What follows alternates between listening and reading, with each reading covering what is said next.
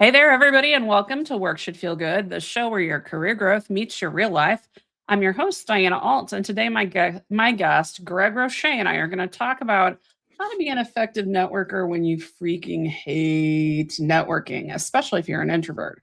Greg, who is known as the Introverted Networker, teaches professionals how to build meaningful relationships without awkward events or awkward small talk. For over a decade, he's coached individuals and led workshops that help people grow their networks through simple, repeatable steps. Greg is the author of The Fast and Easy Guide to Networking for Introverts, which you can find on Amazon, and has a weekly Substack called The Introverted Networker, which is followed by thousands and honestly one of the best looking Substacks I've seen. So, welcome to the show, Greg. I'm so excited to have you. I'm excited to be on, Diana. Yeah. We've kind of followed each other for a while, so I glad feel like we're we've talking. quietly circled each other Right. as people doing this. And I've been really excited. First off, isn't it funny how in the age of mostly like when a lot of us network only online, that you can go years without knowing how to say someone's name? Yeah. It happens It's a lot. wild. Happens a lot with So I me. do, and guys, whenever I do invite a podcast guest on, I send them a Google form that's an intake, and it has bio and all the stuff, and at the bottom it says what's something that I should know. And Greg said it's Roche, like Ferrero Rocher, which I'm an addict of. And my whole first 6 years, I've been calling you Greg Roach in my head. So Yeah, it's okay. thanks for It happens straightening me all the out. time. No, it happens all the time. That's why I put It it in can the become a form. conversation point, though. Yeah. So Yeah. here we are. How did you like? I like to basically go straight into how people got where they are in their career because I think the journey is Mhm. so important. So, what led you to becoming the introverted networker? I got laid off. I mean, that's the Yeah. short answer. 2012, I went to lunch one day and came back to my office, and my boss was sitting in my office, and she said, "I'm eliminating your position." Oh my And I'd god. worked there for 9 years. I'd worked up, got promoted, really felt like as long as you were doing a really good job at work and kept getting high ratings, you were safe. You weren't going to get laid off. And I Mm, never really liked networking, so I didn't do it. I just don't like going to events. I'll go to conferences, but more for the speakers or the content, not really to meet people. Because the idea of a big, huge room of people that I don't know is not my favorite thing to not do. it. Not it for me. So I didn't do it. And when she said, "I'm eliminating your position," and I thought, now I've got to go find a job. And I hadn't applied to a job in years. I knew you got your resume together, and Yeah. this was the mid 2000s. So obviously there was online job postings and stuff like that, but I hadn't really done a lot of that since the early 2000s. I realized I needed to grow my network. I needed to learn how to do this.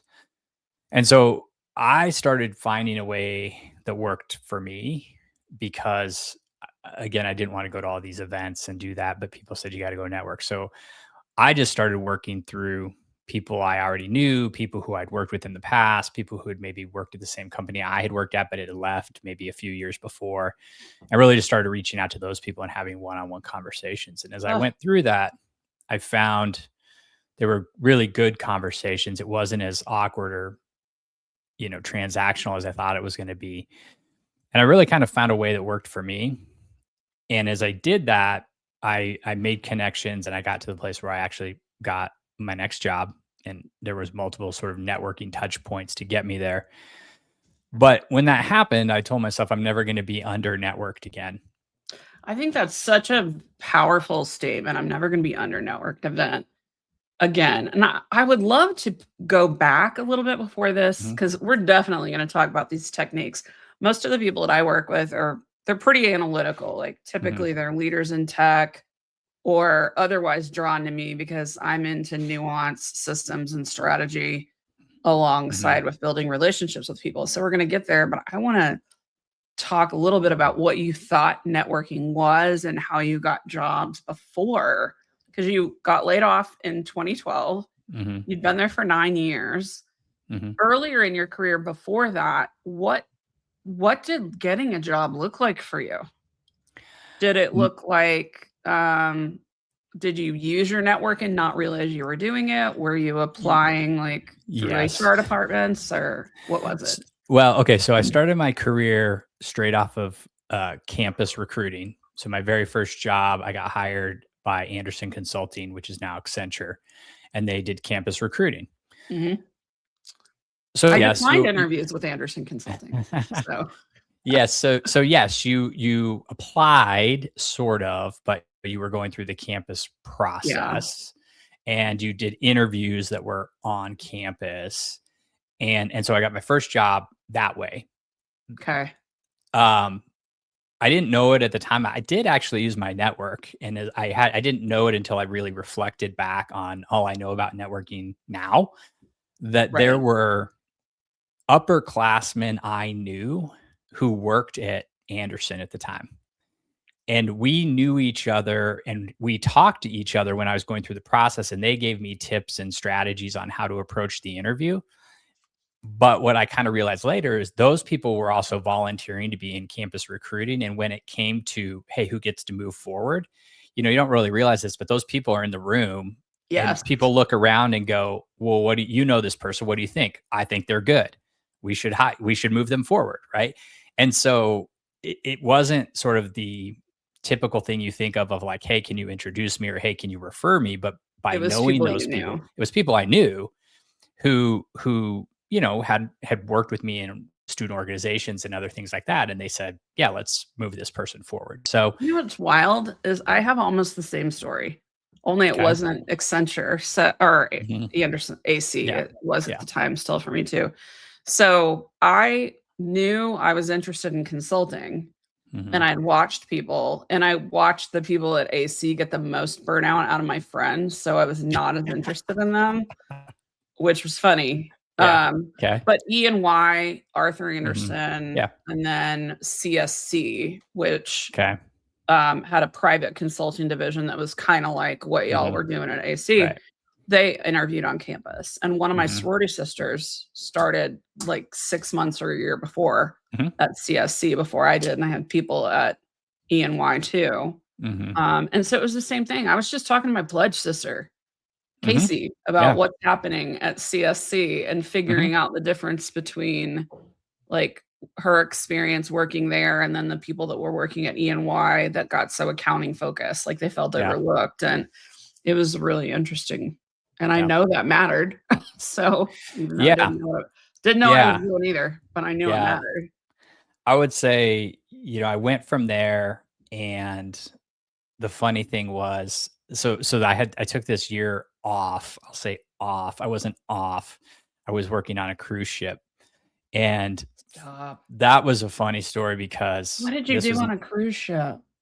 I was a what was called an entertainment host. I worked for the cruise director, so I was cruise staff.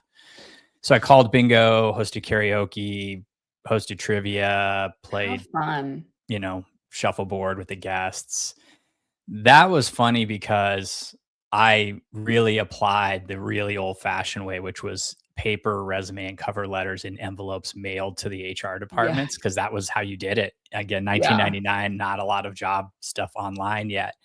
And so, it was like a mail merge of, like, addresses and labels and in cover letters and stuff that I Wild. did, that I learned how to do while I was working in Anderson Consulting. So I That's I so was a funny. I was able, use my tech skills to kinda, I knew we send were off all my close in applications. age, but, like, Yeah. I was looking at your more recent stuff, and then I Mhm. got Yeah. distracted by your amazing Substack this morning when I was researching for this. Mhm. We graduated from high school the same year Okay. and from college Yeah. the same year, Yeah. so it's no wonder. But Yeah. you have a BA in English, which actually explains a whole lot about what I observe of you, because you have Okay. critical thinking and language skills that Mhm. sometimes aren't as valued in the people that Mhm. have STEM degrees like I do. Mhm. So You just got another extra gold star. But so have you always, like, when you were younger, did you have the word introvert about yourself? How did you think of yourself in terms of how you interacted with others I when I you were young? didn't. I would have just called myself shy as a Okay. kid growing up. I had friends, but I mean, when you're a kid growing up, you go to school and the people around you, they become your friends, right? Right. They're Proximity you don't really get to choose your friends. I mean, you do, but I mean, the pool of people you're in is decided is by a where you different ball of live, wax. Yeah. and so I grew up in a fairly small town in southern Colorado, one high school. Grew up there my whole life. My parents had lived there most of their lives, so I knew a lot of people. So there Mhm. wasn't this. I never was that kid who moved to a new school. I never had to. Same, I never got forced same. into like how do you meet new people. You just went to school and you met people.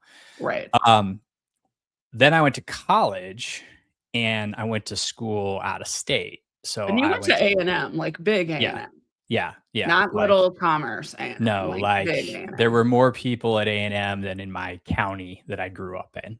Yeah. Um, and that was a challenge for me, but I found ways through joining student organizations to get to know people. That was kind of how I dealt with it then.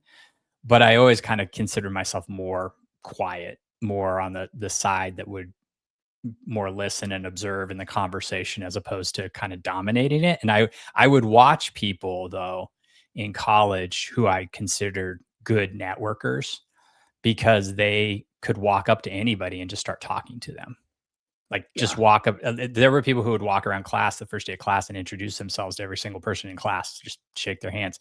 And I thought, And you're wow, like, whoa, that's a lot. And I yeah, wasn't, I mean, I wasn't like, ooh, don't talk to me. But at the same time, I was like, man, I don't know if I have the energy to do that. So I didn't there's a really lot. think of it like I was an introvert until probably a lot later. You get a farther in life and you take Myers-Briggs and you come across this other stuff. And then you're like, oh, okay. I kind of identify more with that approach I than thought for a long time, I thought I was an extrovert, and I still get people that are mhm, like, "What do you mean you're an introvert?" And it's because, especially when we were younger, when people use the term extrovert, they meant friendly. mhm, yeah, Or they use the term social butterfly got used a lot, and mhm, so, people argue all the time, what is introvert, extrovert? Are they mutually exclusive? mhm, Whatever. You hear, and I'm an extrovert and introvert and vice versa, but yeah, for me, the energy management theory mhm, of it yeah, has always been huge for me, mhm, and my whole life, I've always been somebody that was like, I'm at 0 or 100 miles an hour. I didn't have a mhm, middle, and I was the kid my mom never had to worry about putting me to bed because I would basically go hard all day at mhm, whatever I'm doing, and then I would crash out at 8 o'clock, and there wasn't even a conversation yeah, when I was a little kid. So, mhm, um, I feel that a lot because 'cause I'm not shy, and I know a hell of a lot of introverts that are not shy. yeah. Do you still ever attach the term shy to yourself or because No, I wouldn't say so now. I mean, I think obviously I've, grown through the yeah, years and I wouldn't call myself shy. I just have a different approach to social interaction. I yeah, think it's more I've learned that I really want to listen more and really speak less. And I've always kind of been like that. Even at work, yeah, I had feedback over my career of you really need to talk more in meetings, you really need to speak up, you really need to say more, we want to hear from you. Um, and I for a while I kind of struggled with that in terms of and my response was I'm listening, and they're like, yeah, but sometimes when you're listening it feels like you're not really engaged in the conversation. So whatever was going on my face, aloof was the word that came up. You look aloof, like mm, you don't want to be there. And I was like, well, I'm listening and I'm processing what's happening. They're like, but you got to give some sort of signals, like to yeah, let people know you're in there. And so my approach, my solution to that was ask better questions, mhm, and that strategy really worked for me because there were questions that were on my mind, but instead of keeping them in, I just kind of started to ask them, and they weren't sort of challenging or combative questions; they were clarifying questions. So I yeah, would try to ask more clarifying questions, like, okay, I just want to make sure I understand this. You're saying this, this, then this. Is that correct? Am I understanding that correctly? which gave people this, I was engaged in thinking about it. Yeah. But it also, what I learned is it gave me control of the conversation. I could steer the conversation the way I kind of wanted it to go by my questions. And so I was actually able to sort of not take over, but sort of manage meetings and discussions better through my career by learning how to ask better questions that took it the direction I wanted it to go. There's such power in that, because there's this interesting fine line between asking questions to discover and guide and asking questions to steer your agenda or toward your all your preconceived notion. It really is an art form to figure out how to ask questions. Yeah. What did you feel before you got laid off in 2012? What did networking mean to you, just in terms of like the activities? Like what? Because I think this is one of the things that people struggle with, because they have a preconceived notion of what constitutes networking, and it's stuff they don't like. So then they don't want to do anything. I'm curious what your brain told you networking was before. Yeah, I had the same probably preconceived notion that most people who struggle with it still have. Remember when I was talking about those people in school who would walk around and meet everybody and shake everybody's hands the first day of class? I was thinking that's networking. So networking is walking into a room full of strangers you don't know and just starting to just shake hands, which it's not. But at the time, that's what I was thinking. Or you go into some big room and there's a bunch of people standing around with name tags, and you're hanging out. You find some groups of people you try to get into, and you're trying to have conversations, right? Which is people you don't know, make small talk. Not something I really like to do. I mean, I can make it happen. It's just not a really good use of my time. Yeah. Because I'm probably not going to get to the place where I'm feeling like, hey, I made a real connection with you. So that was what I thought it was, and which is why I avoided it as much as I could. And I tell a story whenever I do a lot of presentations to either executive and transition groups or job search groups, or sometimes even college students or different professional groups about my approach to networking. And I start with this story about being on a shotgun range in Eastern Colorado. I got invited to a sporting clays networking event by one of the vendors that I had worked with when I worked at that company where I got laid off. So this was right after I got laid off. So and you're not saying no when you know you're under networked. You're going to go to any weird thing at that point. Exactly. And people said, you need to network. You lost your job. It's time to go network. And this vendor said, hey, because I contacted the vendors and said, hey, I'm leaving the organization. Here's going to be your point of contact, which is a great strategy, by the way. If people get laid off, make sure you tap into those vendor networks, because they know who has openings. And so I just told him, I was like, hey, this happened. He's like, you know what? We're having this networking event. It's a sporting clay thing. I don't know if you've ever done that before, but there'll be people there from Denver. You should check it out. And I said yes. And I went, but I spent 3 hours shooting clay pigeons, which I was not really good at, hadn't done a lot in my life, and just felt like it felt so weird. Like it was, what are we all doing here? What do we have in common? Why am I talking to you? Why are you talking to me? And it was kind of there that I thought, I am not going to go through this job search doing things like this, because it was right when I got laid off. It was like the day, it was I think literally my last day working. And I was like, I'm not doing it this way. It was sort of that moment when I said, I'm going to do something different. I don't know what different is, but I'm going to figure it out. But this is not what I'm going to do for the next several months to find a job. And that's when I just started thinking, okay, who do I know? Like, who could I just talk to? Who could I go talk to for advice? Who might have some ideas? And I just looked at people who I liked working with, who I thought highly of or respected. And I just tried to find them and figure out where they were and say, hey, I would love to get back in touch. It's been a long time, I know, but just want to have a conversation, kind of catch up and see what you're doing, and really just kind of reconnect. And And a lot of people said yes. A lot of people were and it was no secret. They knew I had been laid off or I was looking for a job. I didn't try to hide that. But I also didn't go in and say, hey, I'm on a job search. I really could use your help. I said, let's have a conversation and just kind of catch up and reconnect. I think that's so important. There's always one of the things I deal with a lot with people. I have so many people that I work with that they're this interesting combination of very direct, like they would rather chew broken glass than engage in small talk. And also really analytical, so they overthink all of it. And then the end result is like what you just said is really simple for you and for now me, like sit down and brainstorm, go through your own resume. Who were 10 people I liked at Acme, 10 people at XYZ, 10 people at this, who was in my PMI chapter, and who were some buddies from college that I'd like to get back. And you can get a list of 100 pretty quick if you're willing to think about that. But so much of what people are trying to do, they want to have an agenda and a purpose for every single conversation that is often centered on the wrong thing. Like when you're looking for a job, people just, in my opinion, don't have enough imagination a lot of times. They're like, well, I'm a product manager, so I'm going to I want to network with VPs of products or other product managers, and they can't see outside that. I always say, go talk to your hairdresser.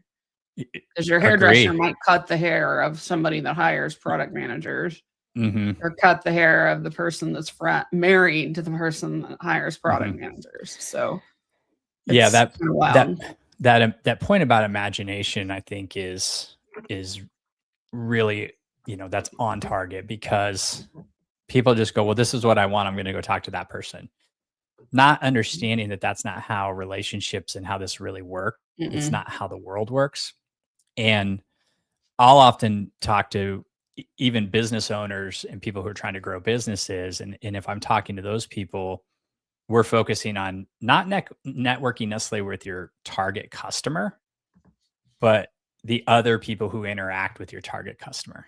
Yeah. And those are the people you want to connect with. Those are the people you want to network with, because those are people who are going to hear your target customer say, I really need somebody to do this, and it's the thing you do. And they go, oh, I know a guy. His name is Greg. You should talk to. Everybody wants to say, I got a guy, right? Yeah. And so that's what you want to focus on. Same thing in a job search, though, right? To your point, you don't want to just target VP product managers. Who else is around a VP of product manager, right? Or who else could possibly know somebody like that, and focus on how do I get connected with those people, or even just other people at those organizations where those people work. Yeah. And so you don't have to go, I know some people are like, well, why waste your time? Go directly there. It's like, because sometimes like the frontal assault is not the best way to storm the castle. People need to learn how to come from the side. And that, which sounds like something you kind of had a talent for, like that active listening stuff that you did where you got called aloof. There's no right number of questions to ask in meetings. I'm convinced, by the way. You got told too little. I got told too much sometimes. But in all seriousness, the sideways approach can be so much better than just full on. I got laid off in 2012 as well. And I went to Right Management. Like we had outsourcing from them. And I'm like, I know how to find a job. I know how to write a resume. Like I'm good on this. But I just went because they had a thing every week or every other week that was a networking group. And I just wanted to go meet other people. And it was interesting because there was people that had just gotten laid off of companies I never wanted to work for that were trying to get hired also at companies I never wanted to work for. But one of those people connected me with my next job. Yeah. And he and I just sat down and shot the breeze at Panera one day about our background. And the next thing I know, he's introducing me to the VP of Client Services at a database marketing agency, which is not something I had background in. So. Right. Yeah. You didn't even know it was out there, probably. Yeah, it was even a possibility. I knew it existed, but I had worked in software development my whole time, and I had background in CRM, and they were hella interested in that. So that's where imagination is a thing. So let me ask this. So some people are do lack the imagination of who to talk to. Mhm. So can we dig a little bit deeper into that? You said, talk to people that are adjacent to the full frontal, like calling the VP of product management. Mhm. What are some of the ways that you guide people to help brainstorm who that list of contacts they're going to approach over the next few weeks or months should be? It's a little bit of a balance between being really specific and too specific. I guess I'll break it down like Yes. yeah. So I tell people you always want to get as specific as possible because it helps people think of think of who they know. Hmm. And for job seekers, my big go-to here is the target company list.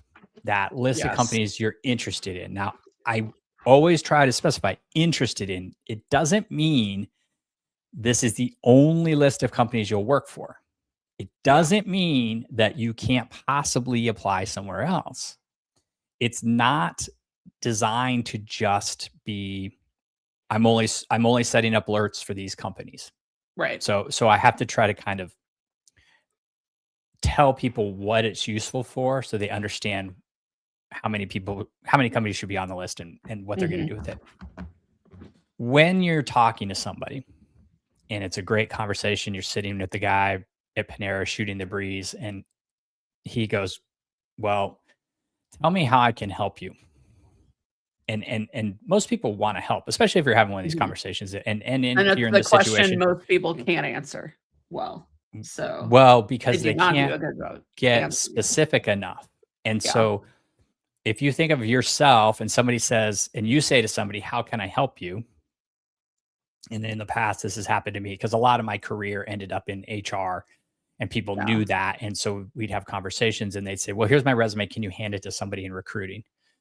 And I'm like, "Sure. I mean, That's not gonna do you any I'm good, not in but recruiting, but what position is this for? Do you have any idea? Like, is it open? Did you apply for it? Like, do you know anything about the recruiter? No. Okay, now I got to go find the recruiter. I got to, walk down to recruiting, talk to the recruiters and say like, "Hey, here's this position for this person. I'm not really sure. I think they're interested in this, but I don't really know." And if that's the case, it might have sat on my desk for a few weeks before I got a chance to go down mhm. there. And then I give it to the recruiter and they put it on the pile with everything else. And Yep. so when I think of that and somebody goes, "Here's my resume," I go, "Ooh, this is going to be really hard to help you." And when you're hard to help, sometimes you don't get helped. But on the other hand, if somebody handed me a Say that list, hang on, say that again for the kids in the back about if being hard to help. if you're hard to help, you're not going to get help. Bam. That's so important. So, I think So, it's underrated. I just well, yeah, and I don't think people really think about what they ask other people to do for them very often. And they yeah. don't and so I'm all about everything in networking being about I call it golden rule networking. You can call it whatever you want, but it's whatever you're asking somebody else to do, think, would I be okay being asked to do this? So if you say, hand here's my resume, can you hand it to somebody? If that person turned around and was like, "Here's my resume," go hand it to somebody, would you be like, "Ugh, I don't want to have to go do that?" So, same thing, if you're gonna send a LinkedIn request or a message to somebody and you think, "I wouldn't wanna get this message," then don't send it. Write the message you'd wanna get. Write the one that Yes. would connect with you, and, that's a general guideline. It's not 100%, but it's a good rule of thumb to if your networking is not working, think about, "What am I asking of people? What am I saying to people? And is that something I would like to hear?" But going back to the It's so important because, the thing that I just wanna shake people and say sometimes is stop being so damn lazy about and I and that feels Yeah, like right. on one level, like, I don't say that out loud to very many people because Mhm. that feels really hard, especially when I'm talking about people that are in a job search and they unequivocally feel like but I'm doing all the things. But if you're Mhm. doing a whole bunch of all the wrong things, that is not Mhm. effective. So Mhm. the message of what DM would you want to get and how can I make myself easy to Mhm. help Mhm. is to me very freeing Mhm. because you can just sit down and say, what would I want? If a friend of a friend DM'd me, what would make that compelling? Mhm. Oh, Yeah. saying, "Find me a job." No. Saying, "Greg said you could find me a job." No. Mhm. Saying, "Greg said that you might know someone at Acme I could talk to and learn more about Acme because I'm looking for a fintech SaaS product management Mhm. job, and I wanna learn more." That Mhm. is a Sure. message that I would wanna get. Yeah. So, And you would respond and you're like, here's maybe I right. can help you. Let's talk. Let's find out Mhm. more, see Yep. what we can do. I think if I go back to thinking about what makes somebody, if somebody comes to me and they say, here's, I'm looking for this job. I happen to be looking for it in Denver. You're from Denver. I know kind of what you did. Here's a list of companies I'm interested in. Well, what I'm going to do is I'm going to look at that list and I'm going to immediately start thinking, who do I know that works at any of those places? Mhm. And there's a good chance that I might know somebody. Yeah. And I can say, you know what? I know somebody that works at this company. Let me send an email and I can introduce you and you guys can take it from there. Okay. I've, whew, I've helped. It was really Yep. easy to help. I've done it. Mhm. And now this person's gotten introduced to somebody that's closer to one of their targets. Yep. I might also look at that list and say, I don't really know anybody at one of these, but I see these 5 companies. They're kind of in the same industry. Have you ever thought about this other company, the sixth company that's not on Yep. your list? Because I do know somebody there. Okay, great. Sounds good. So Mhm. again, that's why I go back to your target company list. It's not laminated. Yeah. It When changes. I used to have a document that I called a networking brief, and this Mhm. was one I Mhm. actually learned how to do it in that right management. It was like the one other thing I learned besides Mhm. just meeting the people that were in the group, and I had, like, the executive summary from my resume, Mhm. just a list of roles and titles, so not any Mhm. details, but, like, the Mhm. last few jobs from my resume with no details, Mhm. and then I had some target companies, um, kinda like a profile of what Mhm. kind of place I wanna work because I knew some of them might be smaller, and then roles that I was interested in, and I had all these, like, business analysis. I've always worked in these jobs that are, like, one leg in tech and one leg in people Mhm. in process and tons of transferable skills. So, I would explain it in terms of work like this, and then when I sat Mm. down and talked to people, it was, "Oh, well, I like working on this problem and that problem," and I would discover new job titles and new companies, which was Mhm. really I should do a Yeah. YouTube video on that. 'Cause it is underrated to think in those Yeah. terms, and Yeah. the And target company thing is interesting too because we now most people are now doing so many people are doing nationwide job searches now, yeah. Mhm. and so I encourage a lot of my clients to think about both what's that dream company list. I don't care if it has 5 people or Mhm. 50,000 people to have Mhm. those names of companies, but I think the profile of what you're looking for is Yeah. really important. Yeah, and So even if you're saying something like, "Here's my list of target roles," anything you can mhm, give people and go back to your CRM, your database days, right? You're trying to give them an idea of like which index to start at to find yes. the data, right? You gotta give 'em something. Where do I start in the mass of information that's in my brain to start looking through that mental database to go, these are the people I can connect you with? Because Yeah. if I come in and people when I tell people to do this and they're like I'm explaining the target company list and I say okay intro who should I know who could you introduce me to Who should I know is such a and good they question. well it is but when it's that broad and you get asked that question you go I don't know Oh, you're you know right, because the when I would ask who should I know, it was like half or 2/3 away through a conversation where we Mhm. already started. So, yeah, you definitely don't wanna Yeah start with who should I know. yeah Great, thank you for clarifying that. and it's just again the list whether it's titles whether it's companies even if it's certain people you're like now I can drill in and go here's who you should know Mhm. here's I've narrowed in this the my scope, my vision in my brain. I've narrowed the focus to this group of people. And now these are the people I can introduce you to. Yeah. But when Can you I just laser in on something that Mhm. is in this vein or that helps make this? So while I was wandering around on your Substack, I found the most brilliant article on you use the term manifesting. And Okay. so you talked about using the language when you're trying to get people to think of you, to Mhm. refer you, say your Mhm. name, Mhm. to talk differently. And the example you gave was that you shouldn't say I help with medical billing. That's Mm. one of the things you had in the article. Yeah. So, and that's where people start. I'm in product management. Yes. I'm a total rewards Yep. compensation expert. I'm Mhm. this. And it drives me to distraction because I've always been in the roles where like project manager can make $55,000 a year or Mhm. $355,000 a year and Mhm. everything in between. Yep. I've worked in a lot of those domains. So Yeah. why is saying I help with medical billing not optimal? And what should people say instead and why?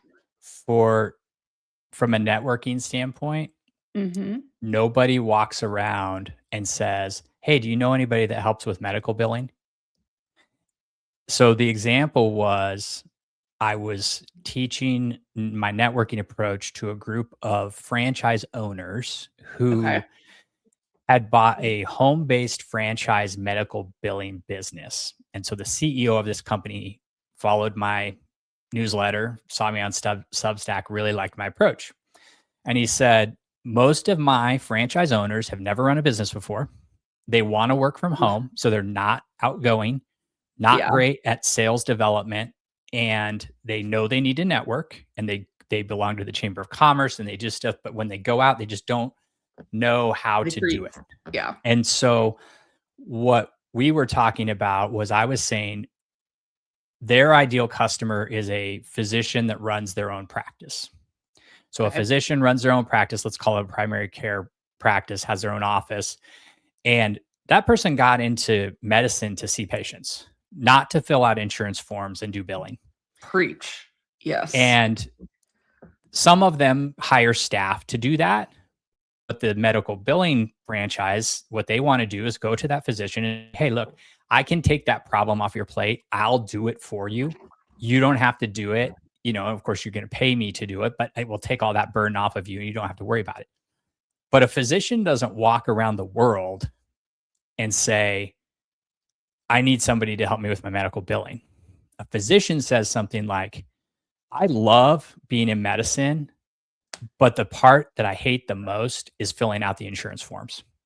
Or I hate the billing the most. That's the one thing Mhm. that ruins running a practice for me. And so what I was telling them is you want to tell everybody you network with that if you ever hear a physician or somebody in the medical field say, I would, this would be the perfect job if I didn't have to do medical billing, or I love everything about my job except for I have to fill out these insurance forms. Say those words to the people you're networking with, and they will carry those around in their head. And Yes. then when they do meet a physician and the physician says those words, they connect those words to you and they connect that person to you. Yep. But if you just say, I do medical billing, that's forgettable. Yeah. That's not going to stick in their head. I think They're not going to remember that that's at really all. good. There's a guy that was at this event. I went to a conference last week, and there's a guy there that calls that level of clarity a memory dart. So he helps Mm, people develop a memory dart that people will exactly. and he like his little title he always puts in conferences and I think is probably on his LinkedIn is King of Clarity. And I'm like, Mm, I'm not gonna forget that hmm. Steve is the King of Yeah. Clarity anytime soon.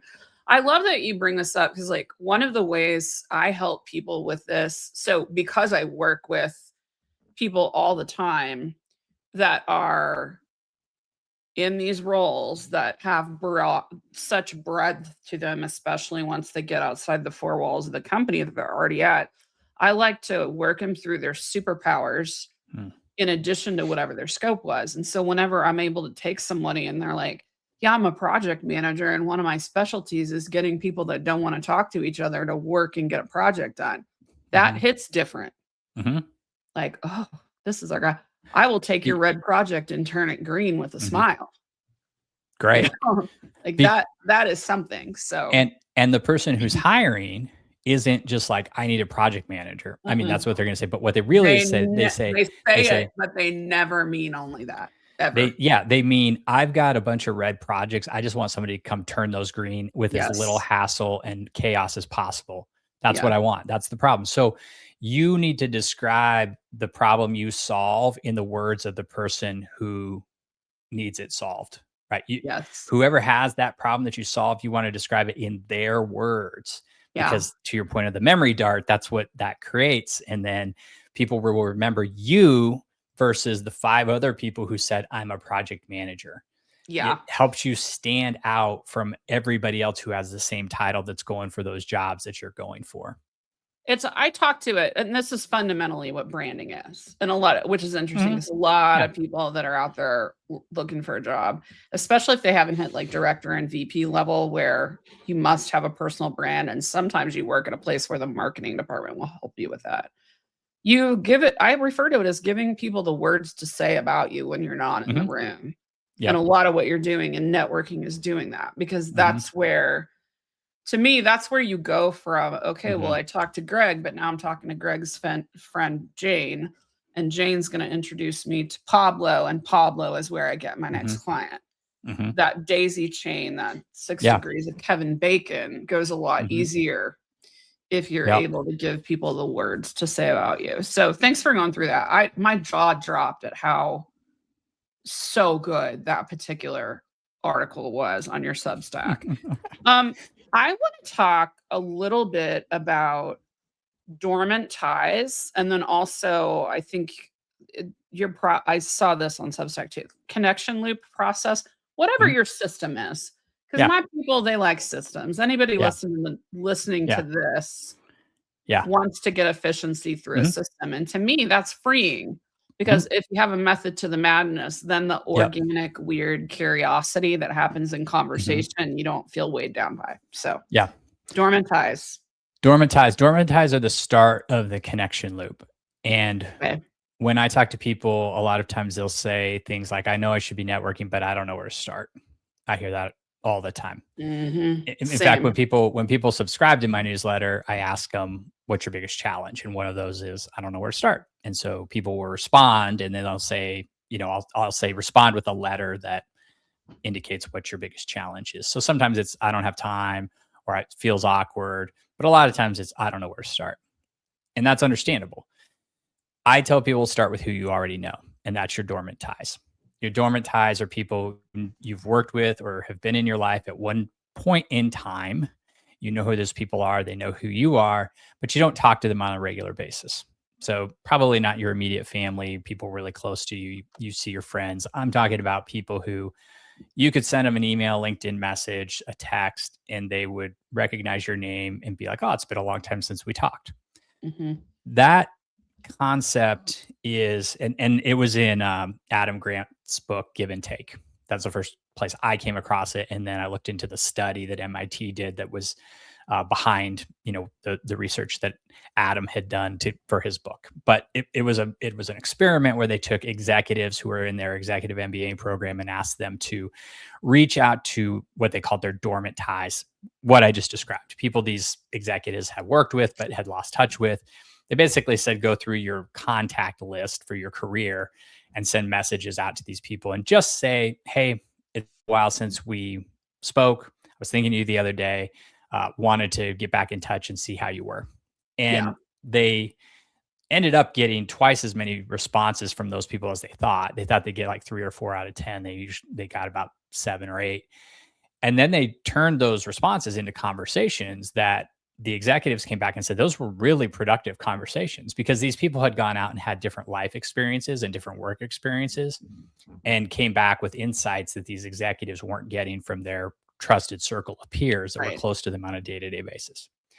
So I always say that because that's a good way to again, start to have, I would say, low risk conversations with people who already know your name, trust you to a certain extent, know who you are, could potentially be working in places that are interesting to you because they've probably left where you were working and gone on to other places. They work other places. And so where I tell people to start. Now, a lot of times people will say, well, they're already in my network. That doesn't really help me grow my network. And I say, I understand that. That's why you're going to take more steps than just reaching out to them. You're not stopping there. I says, we're going to start. That's not where we're going to finish. And so back to what you said the word earlier, proximity, right? The people who have been close to us in our lives, either organizationally or geographically, but have now moved on, that's where we want to start. And so once you do that, and that's kind of the first step. So that's the first thing I would tell people, start making that list. And you kind of mentioned that too. You can make a list of a lot of those people, whether you go through your resume and just think of the people, or if you go through LinkedIn and go through your experience section and start looking for people who have the same past companies as you do. And you start to see, am I first degree connected? Oh, I forgot about that person. A lot of times you realize you forgot more people than you know when you start going through your LinkedIn. So true. And it's not the kind of forgotten. Often it's not the kind of forgotten where it's like they're gonna not know you from Adam whenever you send them a message. It's just I haven't thought of that guy in 5 years since we did the Salesforce conversion or whatever. So, a lot of times you can start the list that way. Once you start doing that, I have people move on to the next step, which is to get back in touch online. So let's use online and the technology we have to make that first connection. But we're really trying to move to some sort of voice-to-voice conversation. So can I tell you my hot take on online? Sure. I tell my people when they're doing this, that they should use, like, LinkedIn is actually the last place I would have them. So if you have a text, because you were close enough to have that person's phone number, text first. Sure. Email second. Yep. Facebook or Instagram third. Interesting. Okay. Because it's disarming. Okay. And that partly depends on, are they active on the platform? Sure. Like if the person hasn't posted on Facebook in 3 years, then no. And then LinkedIn, because people check LinkedIn less often. Yep, that's true. And there's garbage in it. So it's less. So I suggest that. And, it doesn't always have to be a LinkedIn DM. Is really the message that I'm trying to send to them. So, I would agree with that. I mean, I think if you can do it. Go ahead. If you can't do it through text or email, if you've got that, go with that. Because again, it's going to be more direct. Again, I think probably Instagram and Facebook, if they're active, because they're, like you said, they're not going to expect it. And so it's gonna pop in there and catch their attention. And last but not least, if you can't do it any other way, look for LinkedIn.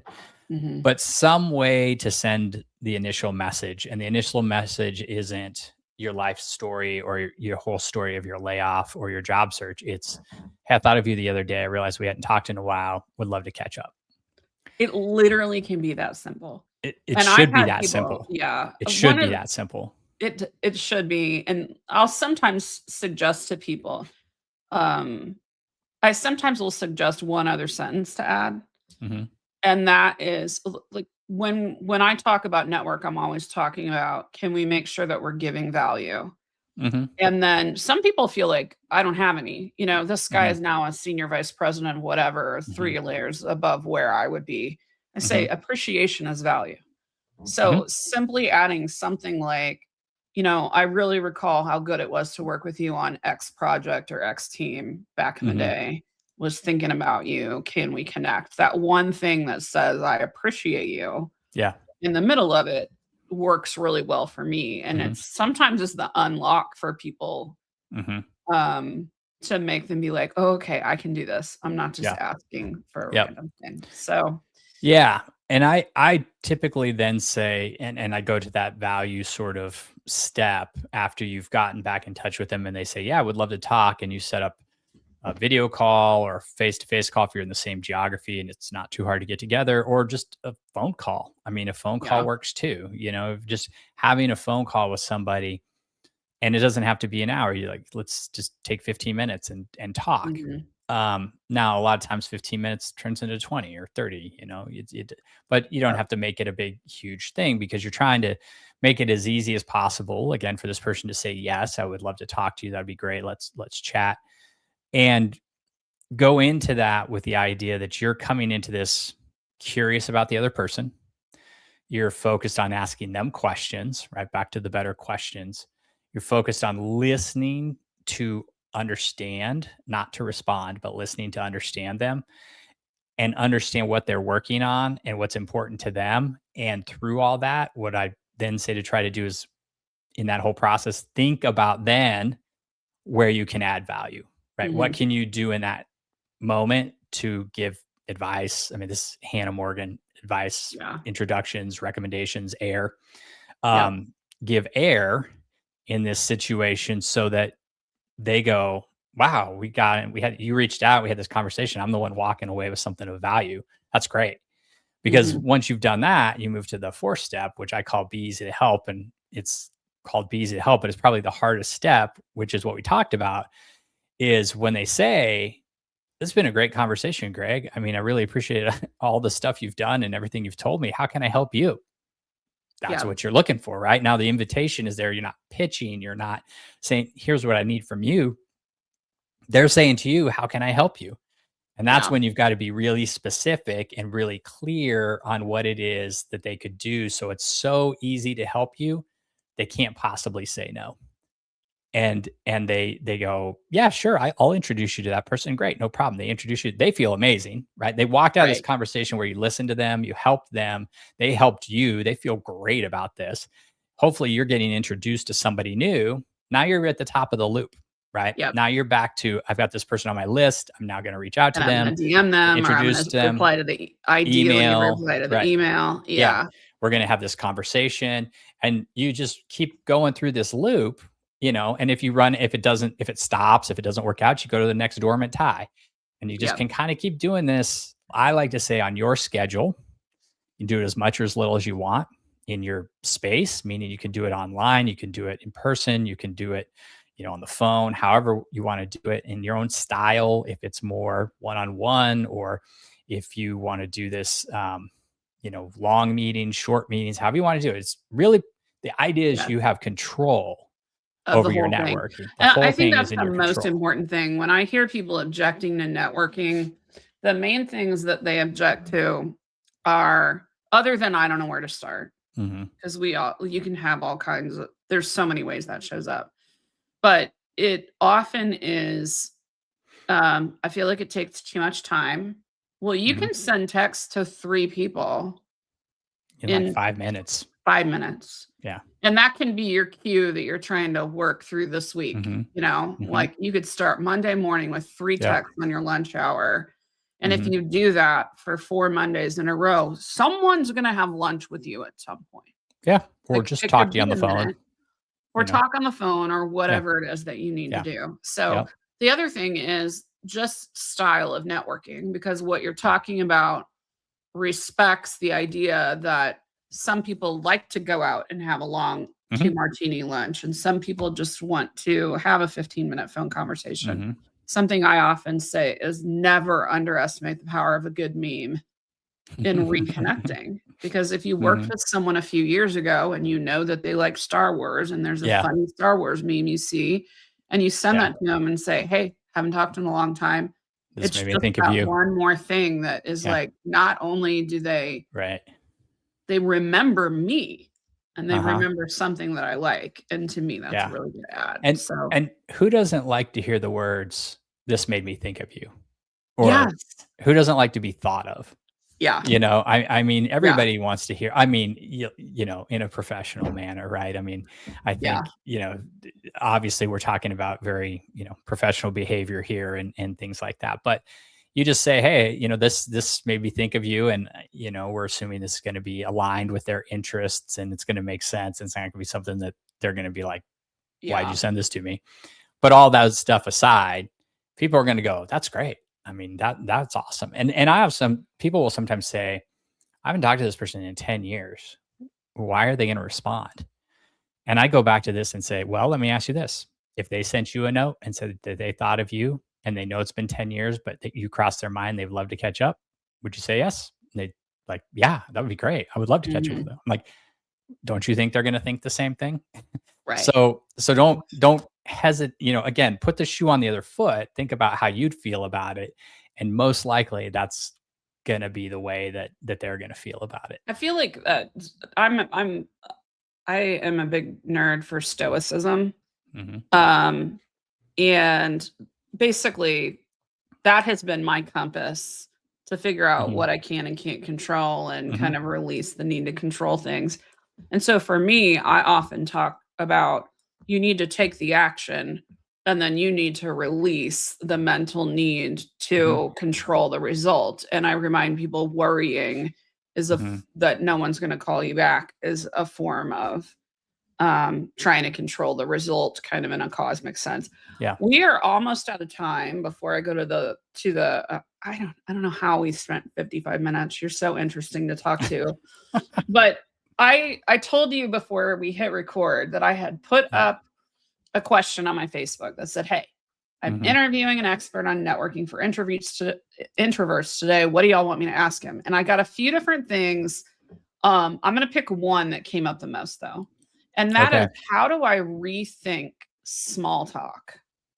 They're really like, these people do not want to do the small talk and it's stopping them from embracing networking. So it feels surface level. They feel like I want to get to something deeper. What kind of advice do you have for people that are in that mode? It's going to sound very, I would say, Ted Lasso-ish, but approach it with curiosity. Be curious about Yes. the other person. So what are you curious to know about them? And ask them those questions. And again, back to this idea of asking questions so that you don't have to be the one that makes the small talk. You're Right. you're you're controlling the conversation. But I would say don't just think about questions like, well, how have you been? What's Right. new? That's not getting, what's something that's been going on at work the last month that you're really excited about? Yeah. What's something that's coming up in the next 30 days that really has you, hopping Yes. out of bed in the morning? What kind of cool vacations do you have planned for the rest of the year? Yes. Things like that, you can go online and find any number of resources on great questions to ask.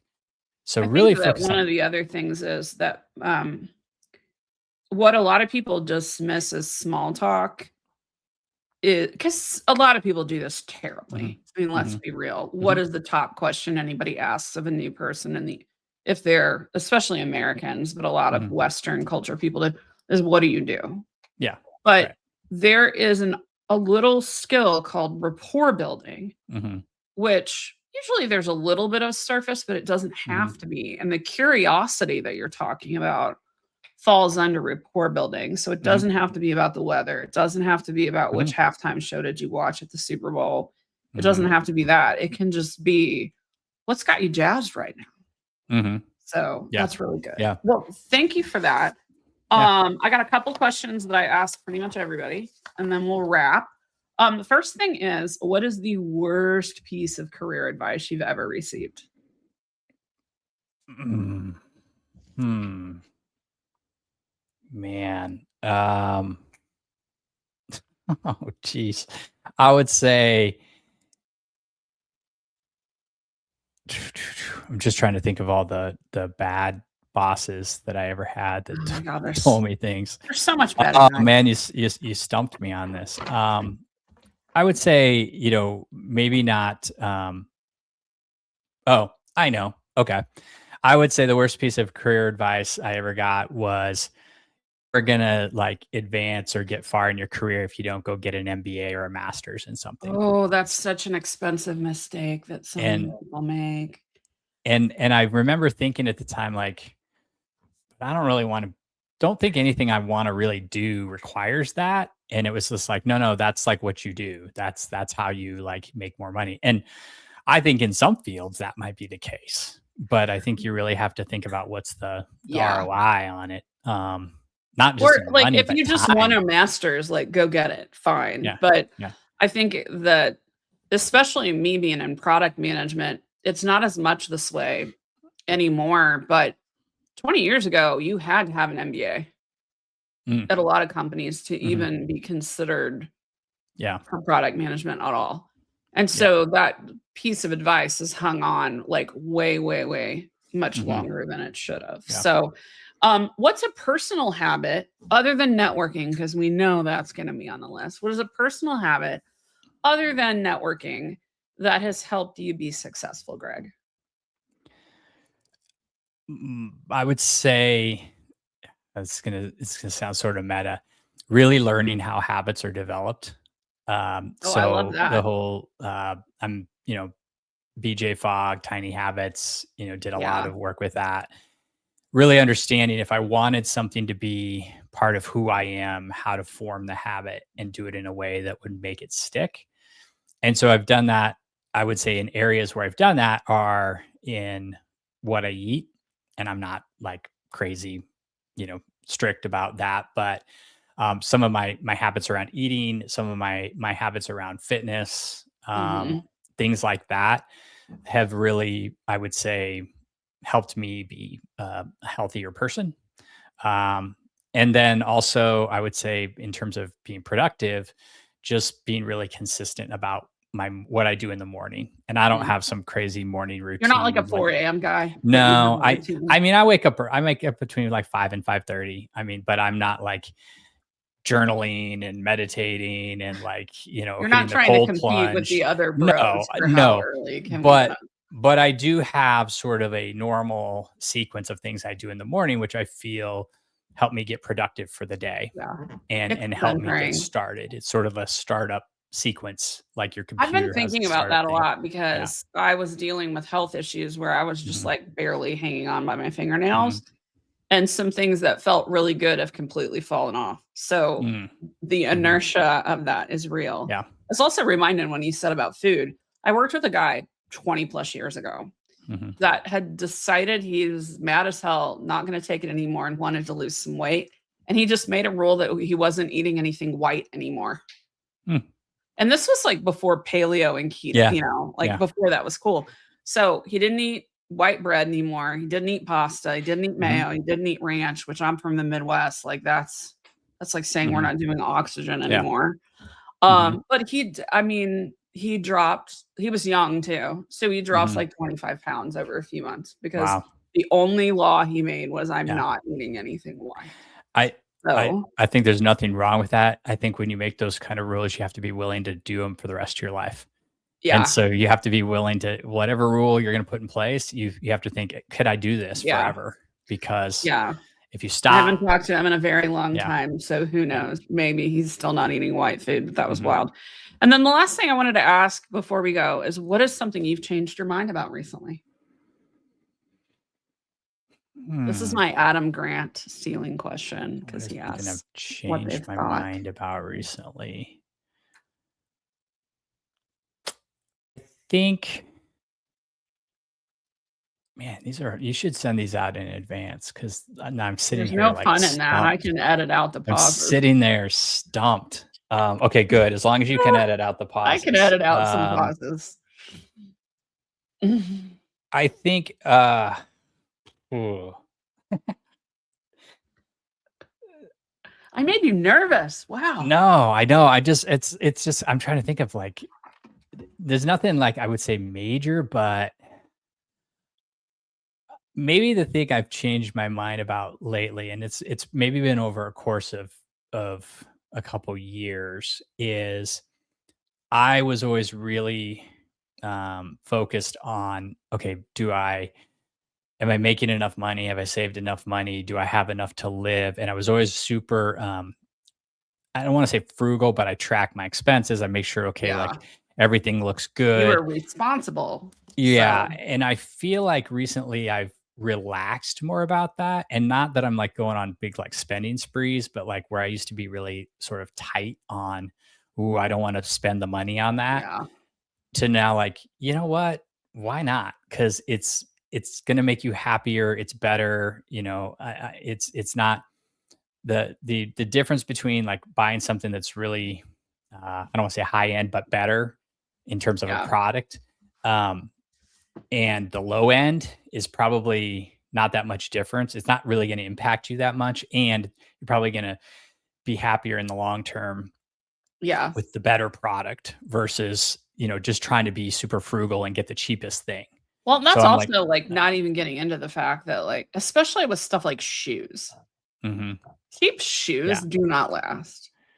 yeah, yeah, Shoes that cost right, 25% more can yeah, last for years. right, So, yeah. that's not even taking that So into. it's probably more. I've kind of gotten to this point where like it's okay to pay for quality and not just try to like be saving money all the time. And some Yeah. of that may be because as I get older, I start to think about, well, yes, I still feel like I got a lot of years, but I'm not gonna be here forever. Yeah. So what I'm what not is gonna saving all climb this? Kilimanjaro when I'm Yeah, 80. Like, yeah, yeah, probably not. So, exactly, well, thank exactly. you for So sharing that. yeah. I know we said people can connect with you with the Introverted Networker. I'm gonna make sure that that is in the show notes. Anything else you wanna share before we close?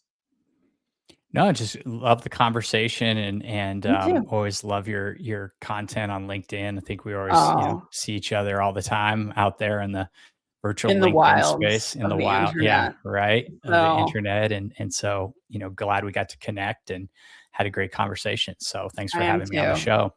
All right. Thank you very much. Yeah. That's it for today.